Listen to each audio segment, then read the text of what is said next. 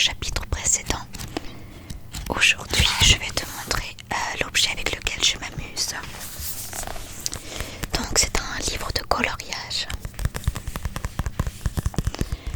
C'est un trompe-l'œil. Donc là, c'est le tome 2. Et c'est sur les Disney.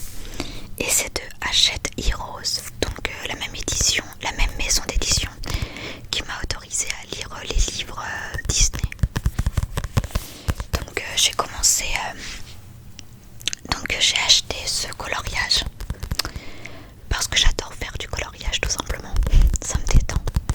Et en plus ça concerne les Disney. Donc, mais j'ai acheté ce tome 2 avant d'acheter le tome 1.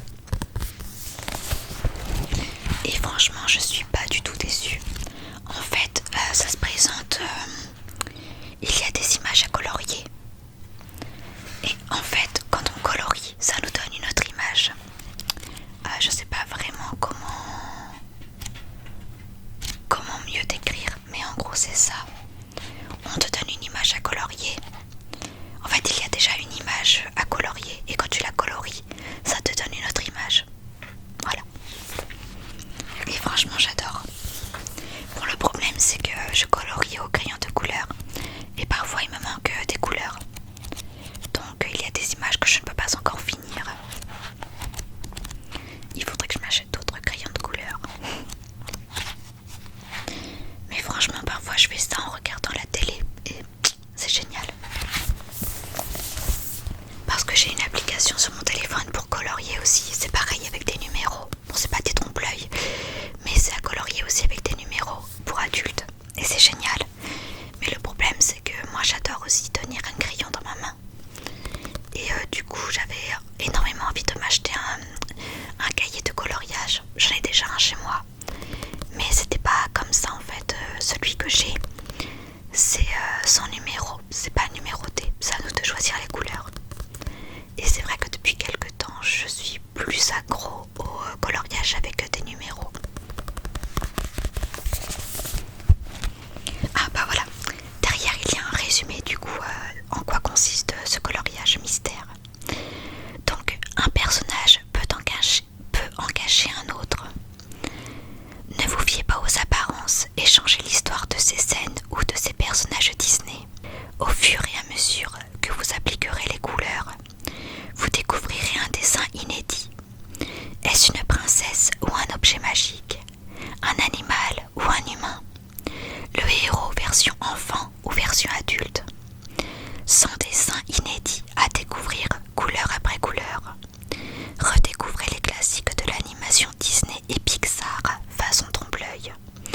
Et je crois qu'ils ont fait plusieurs tomes. Il me semble Hachette Heroes. Mais du coup là j'ai acheté le tome 2. Et je pense que quand je l'aurai fini, j'achèterai le tome 1 puis les autres tomes. Parce que franchement je trouve ça grave intéressant.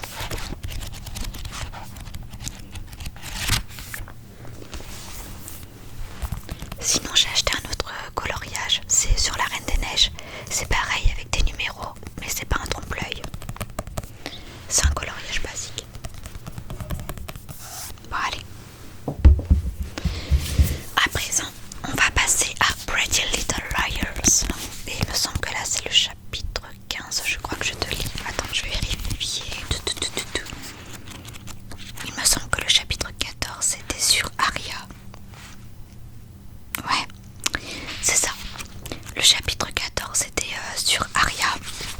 Et il me semble qu'elle voulait faire son intéressante auprès d'Ezra pour qu'il la remarque.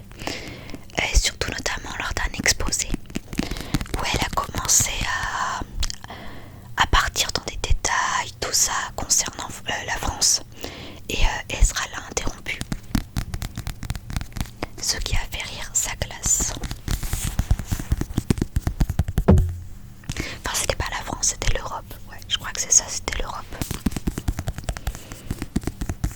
Et maintenant, je vais te lire le chapitre 15.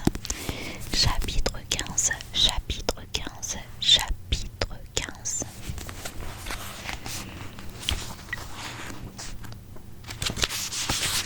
Chapitre 15. Ça t'apprendra à googliser les gens quand tu es censé étudier. Intéressant. Spencer se rendit à la bibliothèque du lycée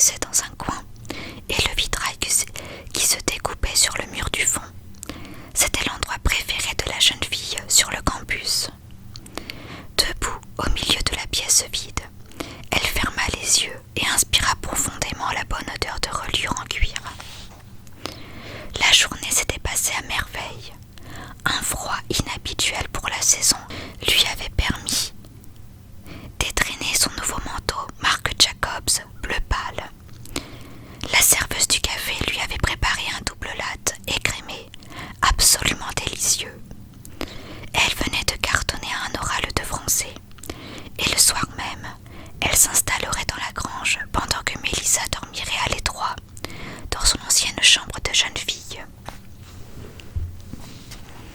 Malgré tout cela, une vague angoisse la tenaillait, une sorte de mélange entre le malaise qu'elle éprouvait quand elle avait oublié quelque chose et l'impression que quelqu'un l'observait.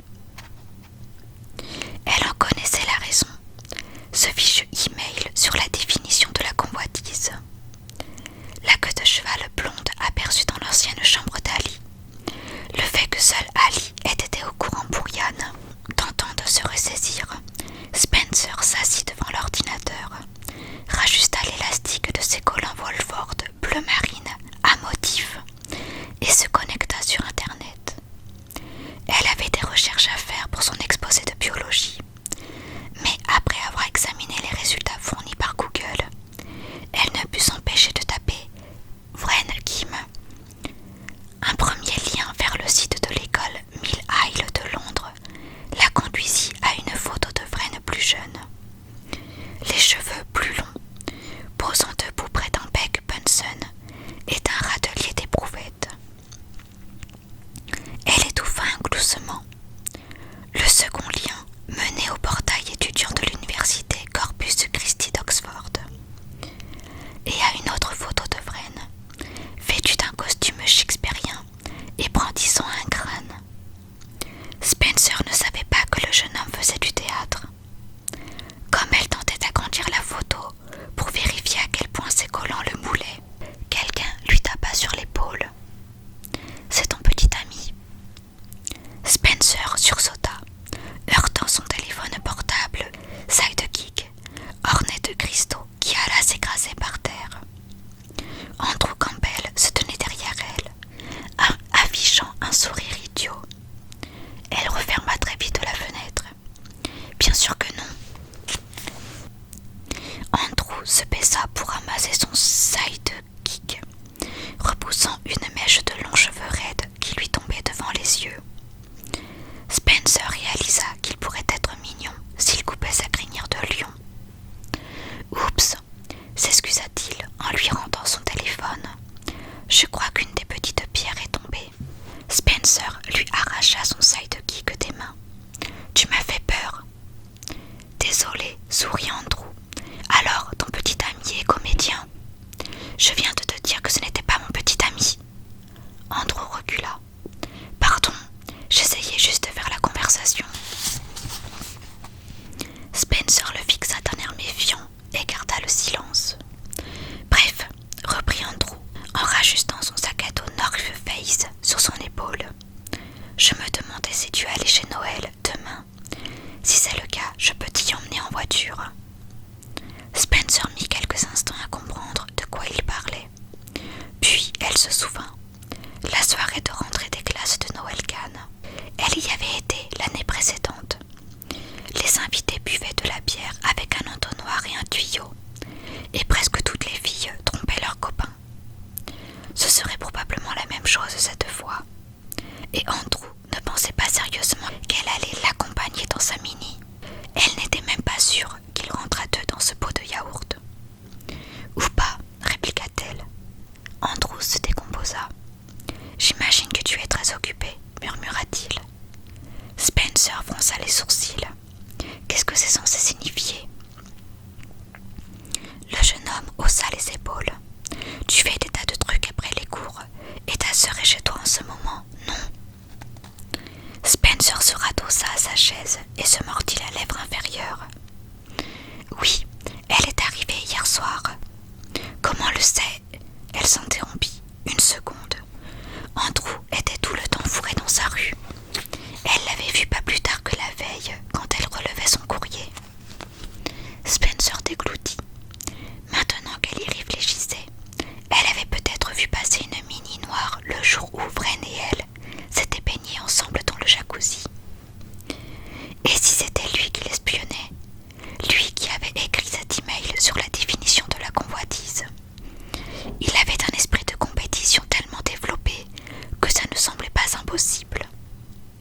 Envoyer des messages de menaces était un bon moyen de lui faire péter les plombs et de l'éliminer de la course pour les prochaines élections du bureau des élèves. Voire pour le titre de major de leur promo.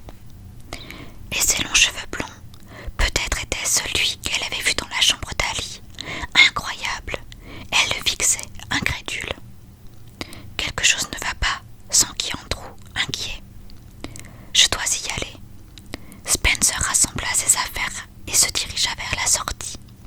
Attends, s'exclama Andrew. Elle continua à avancer, mais comme elle poussait la porte de la bibliothèque, elle réalisa qu'elle n'était pas en colère. Bien sûr, elle trouvait ça étrange qu'Andrew l'espionne, mais si le jeune homme était bien le fameux A, elle n'avait rien à craindre. Quoi qu'il pense savoir, ce n'était rien comparé à ce qu'Allison savait. Spencer atteignit la porte de la salle de permanence en même temps qu'Emily Fields. « Salut !» lança Emily. Une expression nerveuse passa brièvement sur son visage. « Salut !» répondit Spencer. Emily rajusta son sac à dos Nike. Spencer repoussa sa frange en arrière. Depuis quand n'avait-elle pas adressé la parole à son ancien ami? « Il fait froid aujourd'hui, hein ?» déclara Emily d'un air gêné, comme si elle ignorait quoi dire d'autre. Spencer acquiesça. « Oui, plutôt. » Puis Tracy Reed, elle aussi dans l'équipe de natation, prit le bras d'Emily. « Quand est-ce qu'on doit recevoir l'argent pour nos nouveaux maillots ?» lui demanda-t-elle. Pendant qu'Emily répondait, Spencer faisait mine d'épousseter des saletés sur son blazer, en se demandant si elle pouvait s'éloigner tout bêtement ou si elle devait d'abord dire au revoir. Puis quelque chose attira son attention sur le poignet d'Emily.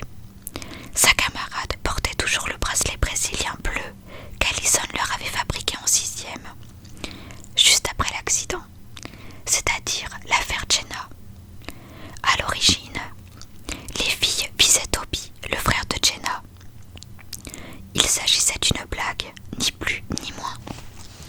Après avoir tout manigancé ensemble, Allison avait traversé la rue pour regarder par la fenêtre de la cabane de Toby, perché dans les arbres. Et quand ça s'était produit, les conséquences avaient été terribles pour Jenna.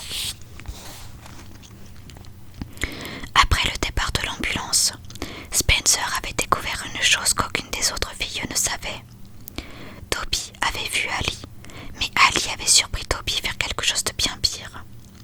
Il n'avait pas pu la dénoncer de peur qu'elle n'en fasse autant. Peu de temps après, Ali avait fabriqué un bracelet à chacune des filles, pour leur rappeler qu'elles étaient amies à jamais et qu'à cause de cet horrible secret, elles se devraient mutuellement protection. Spencer s'était